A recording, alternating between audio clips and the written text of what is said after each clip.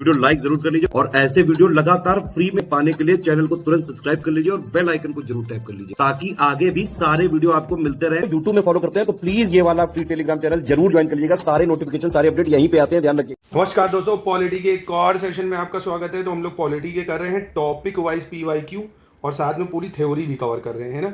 तो आज का टॉपिक सबसे पहले कह रहा है distribution of power between centre and state, यानी केंद्र और जो राज्य उनके बीच में जो शक्तियों का बंटवारा था वो किसके आधार पे हुआ है इंडिया में, है ना, वो पूछ रहा है गवर्नमेंट ऑफ इंडिया 1935। आज ये वाला टॉपिक पढ़ेंगे, पहले इसके सारे इंपॉर्टेंट पॉइंट्स देखेंगे फिर PYQ को करेंगे, है ना। जैसे कह रहा है federal system and dyarchy at the centre, ये कब आई। Provision for establishment of all India federation, ये कब आया। जो आज भारत में संघवाद आप देख रहे हो ना, संघवाद है ना, एक तरह से डिस्ट्रीब्यूशन ऑफ पावर। भाई कहीं पे केंद्र में मोदी जी भारी हैं तो राज्यों में राज्य सरकारें भारी हैं, है ना। तो ये डिवीजन ऑफ पावर का कॉन्सेप्ट जो है ये गवर्नमेंट ऑफ इंडिया 1935 से ही आया था, उसको समझेंगे आप। तो देखो सबसे पहले पॉइंट क्या किया गया, ऑल इंडिया फेडरेशन बनाया गया। ऑल इंडिया फेडरेशन मतलब जैसे भारत है, भारत में जितनी भी प्रिंसली स्टेट्स यानी रियासतें थी, है ना, जितनी भी राजाओं की रियासतें थी वो प्लस प्रोविंसेस जो थी, प्रांत थे जो, है ना, इनको मिला के कहा एक ऑल इंडिया फेडरेशन बनेगा केंद्र के रूप में, शक्तियों का बंटवारा करेंगे, है ना। पर कई रियासतें संघ में शामिल होने के लिए राजी नहीं थी, तो संघ पूरी तरह से ये बन नहीं पाया था एक तरह से, पर शुरुआत इसकी करी गई थी, है ना। इसमें शक्तियों का विभाजन करा गया, फेडरल लिस्ट यानी संघीय सूची, है ना, किन विषयों पे संघ कानून बनाएगा।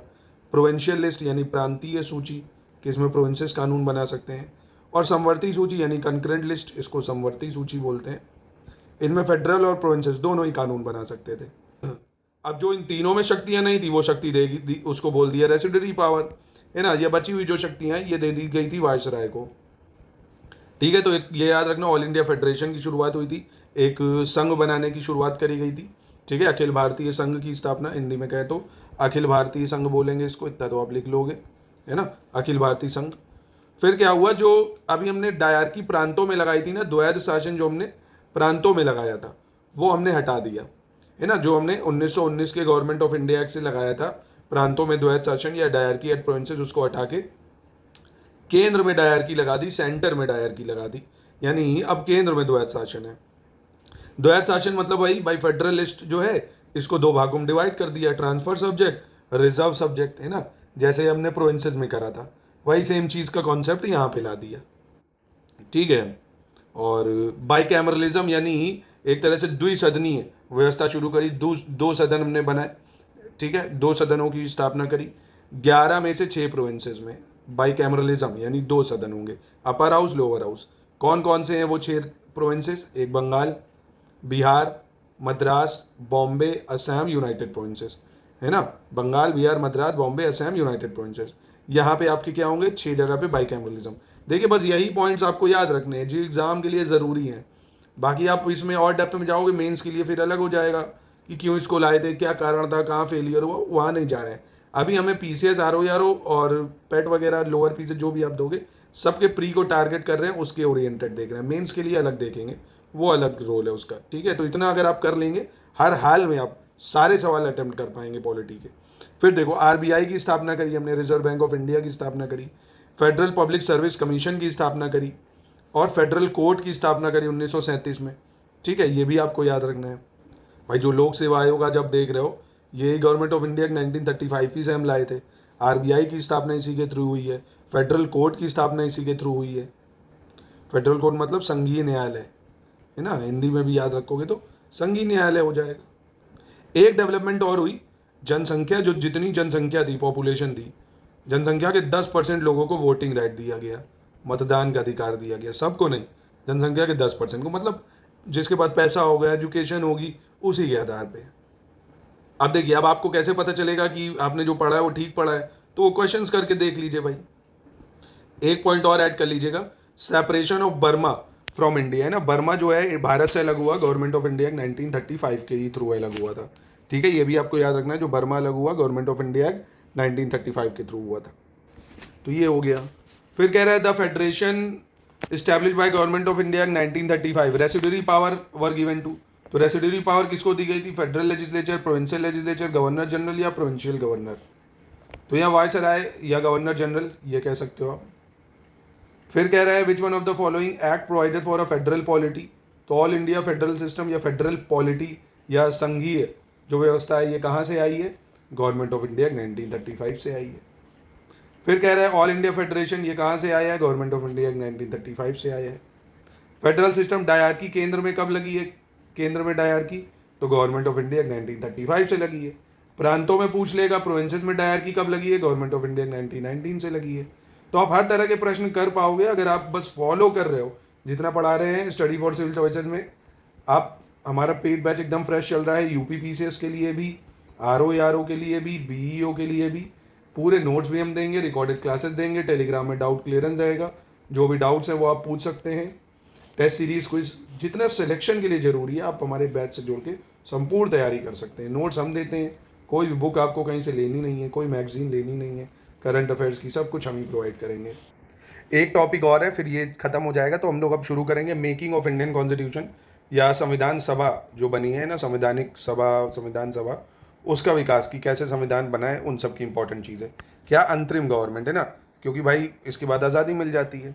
जो इंटरिम गवर्नमेंट थी उसमें जवाहरलाल नेहरू जो थे वो उपाध्यक्ष थे परिषद के।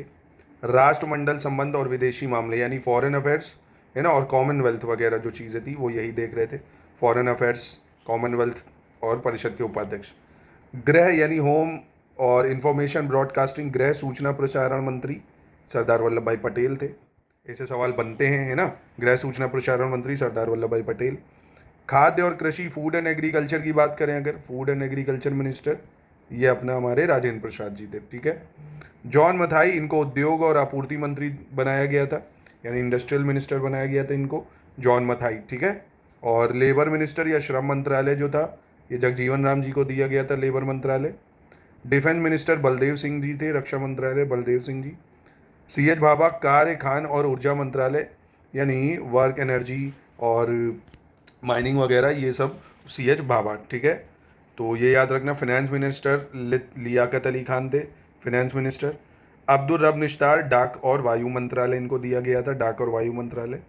रेलवे परिवहन असाफ अली को दिया गया था, रेलवे परिवहन। शिक्षा मंत्रालय सी राजगोपालाचारी। भाई ऐसे भी पूछ सकता है ना कि पहले है ना भारत के आज़ाद भारत से भी पहले शिक्षा मंत्री कौन था पहला, तो शिक्षा और कला सी राजगोपालाचारी। वाणिज्य यानी कॉमर्स मिनिस्टर बोलते हैं जिसको, आई चुंदरीगढ़ थे। हेल्थ मिनिस्टर कौन था भाई, तो गजनफर अली खान थे हेल्थ मिनिस्टर। लॉ मिनिस्टर या विधि मंत्रालय जोगेंद्रनाथ मंडल। बहुत बहुत बहुत इंपॉर्टेंट है, इसको आपको याद रखना है। जोगेंद्रनाथ मंडल फिर से देख लो, विधि मंत्रालय गजनफर अली खान, स्वास्थ्य मंत्रालय आई चुंदरीगढ़ वाणिज्य मंत्रालय, राजगोपालाचारी शिक्षा और कला, असाफ अली रेलवे मंत्रालय, अब्दुल रब निस्तार डाक और वायु, लियाकत अली खान वित्त मंत्रालय, कार्य खान ऊर्जा, सीएच भाभा, रक्षा मंत्री बलदेव सिंह जगजीवन राम श्रम मंत्रालय, जॉन मथाई उद्योग आपूर्ति मंत्रालय, राजेंद्र प्रसाद खाद्य कृषि मंत्रालय, सरदार पटेल गृह और जवाहरलाल नेहरू परिषद के उपाध्यक्ष, राष्ट्रमंडल संबंध विदेशी मामले। एक टॉपिक ये है भाई, स्वतंत्र भारत का पहला मंत्रिमंडल, बहुत ज़्यादा इंपॉर्टेंट है ये दोनों टॉपिक जो बता रहा हूँ। तो जैसे ही भारत आज़ाद हुआ तो जवाहरलाल नेहरू पहले प्रधानमंत्री बने, और विदेशी मामले ये देख ही रहे थे, राष्ट्रमंडल के लिए देख ही रहे थे, क्योंकि यही नाम भी बाद में लाएंगे, नॉन अलाइन मूवमेंट है ना। साइंटिफिक चीज़ें भी इन्हीं के अंतर में थी, वैज्ञानिक शोध वगैरह भी इन्हीं के अंतर्गत थी। वल्लभ भाई पटेल, वही गृह सूचना प्रसारण इनके हाथ में था, वही इनको दे दिया गया। राजेंद्र प्रसाद जी के पास यही था, खाद्य कृषि, यही इनको दे दिया गया। शिक्षा मंत्रालय अब आ गया मौलाना अबुल कलाम आज़ाद के पास। किसके पास, मौलाना अबुल कलाम आज़ाद। और इससे पहले शिक्षा मंत्रालय किसके पास था भाई, जब भारत आज़ाद नहीं हुआ था तो सी राजगोपालाचारी जी, है ना, याद रखिएगा दोनों को ही। रेलवे परिवहन ये जॉन मथाई को दिया गया, रेलवे परिवहन। इससे पहले किसके पास था भाई, असाफ अली के पास था, है ना, असाफ अली, है ना। 1947 से पहले असाफ अली, आज़ादी के बाद जॉन मथाई को मिल गया। वित्त मंत्रालय जो लियाकत अली खान के पास था वो मिल गया आर के षणमुगम शेट्टी को, आर के षणमुगम शेट्टी। बी आर अम्बेडकर जी को विधि मंत्रालय मिला, इससे पहले जागेंद्र नाथ मंडल के पास था। श्रम मंत्रालय जगजीवन राम जी के पास ही रहा, श्रम मंत्रालय किसके पास रहा, जगजीवन राम जी के पास ही रहा। रक्षा भी सरदार बलदेव सिंह जी के पास ही रहा जो पहले था, है ना, सरदार बलदेव सिंह रक्षा, जगजीवन राम श्रम मंत्रालय। और स्वास्थ्य मंत्रालय राजकुमारी अमृत कौर को दिया गया स्वास्थ्य मंत्रालय, इससे पहले गजनफर अली खान जी के पास था, गजनफर अली खान, ठीक है। वाणिज्य मंत्रालय अब दे दिया गया CH भाभा को, इससे पहले वाणिज्य मंत्रालय II चुंद्रीकर के पास था। रफ़ी अहमद किदवई संचार मंत्रालय, उद्योग आपूर्ति श्यामा प्रसाद मुखर्जी, कार्य खान ऊर्जा VN गैडगिल। ठीक है, तो ये आपको 2 टॉपिक जो मैंने एक्स्ट्रा में बताए, इनको भी याद रखना, इससे सवाल बनते हैं। अब नेक्स्ट टॉपिक में कल हम लोग पढ़ेंगे मेकिंग ऑफ इंडियन कॉन्स्टिट्यूशन, संविधान सभा के बनने की शुरुआत की कैसे एम एन रॉय संविधान सभा का जो है बात उठाते हैं, उससे धीरे धीरे हमारे संविधान का मसौदा तैयार होता है। सारे इंपॉर्टेंट फैक्ट्स प्लस PYQ के साथ करेंगे। वीडियो को लाइक कर लीजिए और ये नोट्स सब आपको मिल जाएंगे हमारे नंबर पे कॉन्टैक्ट करके।